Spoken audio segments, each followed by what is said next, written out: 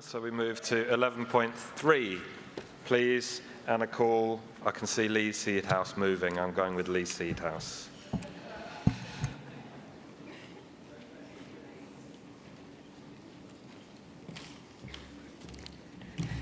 President Conference, let me say from the outset that this new Year 8 reading test has nothing to do with improving literacy. It is about extending the state's machinery of surveillance into our classrooms and deepening the data-driven regime that has already crushed teachers and punished the most vulnerable young people. The government dresses this up as support, but we know that this really wants is another way to monitor, compare, discipline and control our schools. This amendment makes that absolutely clear. Over the past few years, we have seen announcement after announcement that pushes education further into the realm of spreadsheets and metrics. The move towards a compulsory Year 8 reading test is part of a wider shift, one that treats children not as learners, but as data points. It reinforces the same failed model of national monitoring, league tables, and centralised oversight that has caused so much harm. Ministers talk about raising standards, but what they mean is raising the pressure on pupils and staff while refusing to address the real barriers to literacy: poverty, cuts, and the hollowing out of public services. It is essential that this amendment centres the experiences of SEND pupils.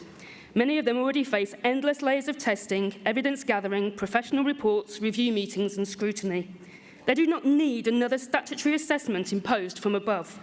And they certainly do not need to be compared unfairly with pupils who have entirely different needs.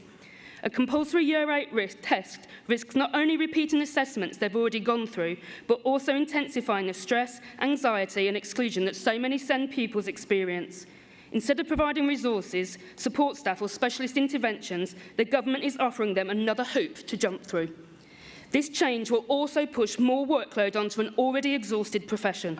We know exactly what happens when a new test is introduced. More data drops, more meetings, more interventions designed to chase numbers, more pressure on English departments and literacy leads, and more evenings spent analysing spreadsheets instead of planning rich, meaningful teaching. In the middle of a recruitment and retention crisis, the government has decided that the best thing to do is tighten the screw, in yet another example of policy created without listening to teachers and without any understanding of the reality on the ground. And let's not pretend this test will remain light touch or supportive. We've heard it all before. Phonics tests, multiplication checks, SATs. Every single one was introduced with friendly language and every single one has been weaponised as a tool of accountability. Once the data exists, it will be used to rank schools, justify intervention, shape Ofsted judgment and apply more pressure from academy trusts. This amendment insists that we oppose any use of this data in accountability systems because without that clear line, the test will inevitably become another stick to beat schools with. The truth is, literacy does not improve through testing. It improves through investment. Children need school libraries, trained librarians, smaller classes and access to a range of exciting curriculum-rich texts, culturally rich texts. They need SEND provision that actually exists. They need communities that are free from poverty, hunger and overcrowded housing. They need teachers with autonomy who can inspire a love of reading, not teachers who are forced to deliver another round of assessments to satisfy a government obsessed with data. We know this, the research knows this government chooses to ignore it. Conference, this amendment strengthens Motion 11. It exposes the government's political intentions. It defends SEND pupils, it defends teachers' workload, and it defends our professional integrity. If this union believes in education based on joy, creativity and equality, not fear, stress and surveillance, then we must draw a line. No more pointless tests, no more data-driven punishment, no more harm to SEND learners, no more workload piled onto a collapsing system. Please support this amendment. Thank you, Lee. I call Hannah Stephenson to second, please.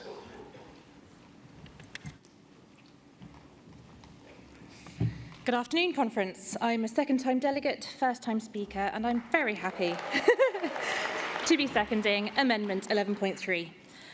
I want to speak directly about the pupils most harmed by the proposal for a statutory Year 8 reading test, our SEND learners. While the tests are being presented as supportive, the reality for many of the pupils we teach could not be further from that. I am a specialist teacher in a secondary SEMH school. I see daily how assessment shapes a young person's relationship with learning. Many of our pupils already experience a relentless cycle of testing, cognitive assessments, therapy evaluations, intervention baselines, review meetings. School becomes a place where they are repeatedly measured rather than supported. Adding a statutory Year 8 reading test risks duplication, stress, and yet another barrier to learning. And we must talk honestly about motivation. For many SEND learners, every new assessment chips away at their confidence. In specialist settings, that impact is magnified. All my pupils receive some form of intervention, but the pupils who struggle with reading can always tell when they are being treated differently. Even when no one says they are below standard, they feel it. They know. And when they feel the difference, they disengage. When reading is associated with anxiety and scrutiny rather than success and enjoyment, pupils turn away from it. And when they disengage, their progress slows. A statutory Year 8 test does not raise attainment, it risks driving the most vulnerable learners further away from reading altogether. We also know a single standardised national test cannot capture the complexity of SEND progress. It cannot meaningfully measure the achievements of pupils who are working below age-related expectations or those whose progress is best reflected through individualised, scaffolded steps. What it can do is create unfair comparisons between schools with very different SEND cohorts, punishing those who have the pupils with highest need. And conference, for anyone teaching SEND pupils, the workload impact is acute. More evidence demands more meetings, more pressure, taking time away from the individualised literacy support our pupils actually respond to. And we know what happens once the data exists. It's an accountability metric.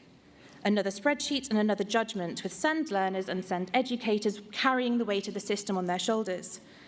Amendment 11.3 strengthens Motion 11 by centring the pupils who are too often sidelined.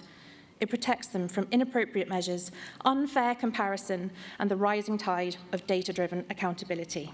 Please support Amendment 11.3. Thank you, Hannah. We have no cards in on 11.3, so we'll move straight to the vote on 11.3. Can I see all those in favour, please? Thank you, Conference. Any against? Any abstentions? Thank you. That has carried.